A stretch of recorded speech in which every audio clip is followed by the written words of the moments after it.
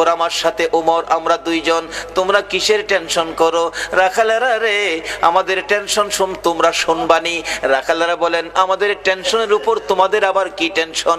রে রাখালেরা, আজকে 3টা দিন পার হয়ে যায় রে, আমাদের মায়ার নবী রে খুঁজে পাই না। তোমরা আমাদের মায়ার নবী, দয়ার নবীর খোঁজ খবর জানোনি? রাখালেরা বলেন, এরে আবু বকর ওমর, আমরা তো তোমাদের মায়ার নবী দয়ার নবী চিনি না, তবে আমরা যাকে নিয়ে টেনশন করতেছি আজকে 3টা দিন পার হয়ে যায় রে, একটা মায়ার মানুষ রে, একটা নূরের পুতুল রে, পূর্ণিমার চাঁদের মতো চেহারা, ওই পাহাড়টার নিচে আজকে 3টা দিন হলো সেজদায় পড়ে উম্মতি উম্মতি বলে কান্দে রে আবু বকর।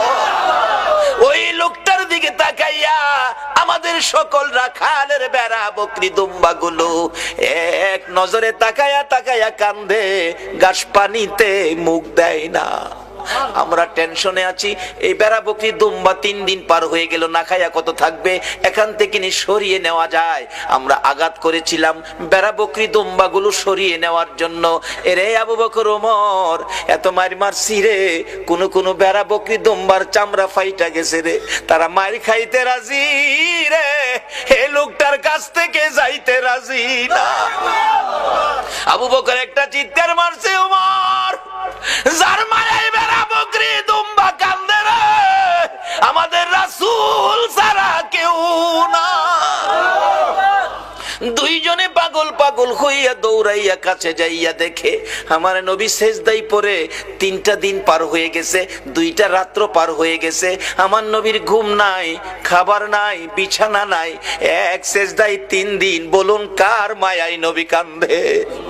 আরে দয়ালো নবী, প্রেমের ছবি আর আসবে না জগতে, আমার দয়ালো নবী, প্রেমের ছবি আর আসবে না।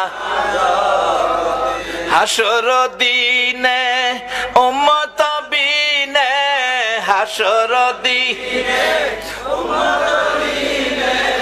যাবে না নবীজি বেহেশতে, দয়ালো নবী, প্রেমের ছবি আর আসবে না জগতে, আমার দয়ালো নবী, প্রেমের ছবি আর আসবে না। 63 সাল জিন্দিগি কাছে বলে উম্মতি, 63 সাল জিন্দিগি কাছে বলে উম্মতি, এখনো কান্দে শুয়ে মদিনাতে নবী, এখনো কান্দে শুয়ে মদিনাতে, দয়ালো নবী, প্রেমের ছবি আর আসবে না জগতে, আমার দয়ালো নবী, প্রেমের ছবি আর আসবে না। আমার নবী 3টে দিন পার হয়ে যায়, আপনার আমার ব্যথায় নবী কান্দে।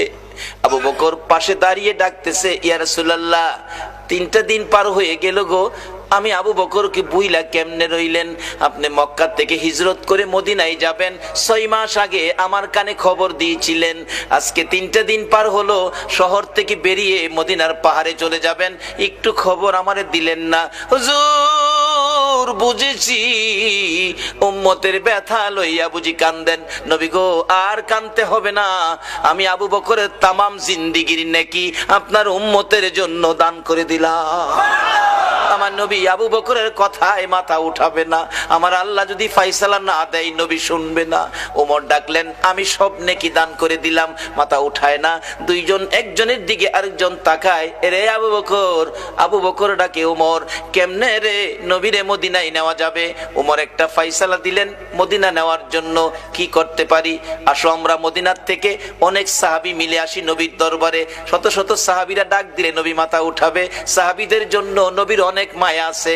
এবার ডাকতেছে ওমর, এরে আবু বকর, তুমি ডাক দিলা, আমি ডাক দিলাম, মাথা যখন উঠায় না রে, সাহাবীরা ডাকলে নবী মাথা উঠাবে না।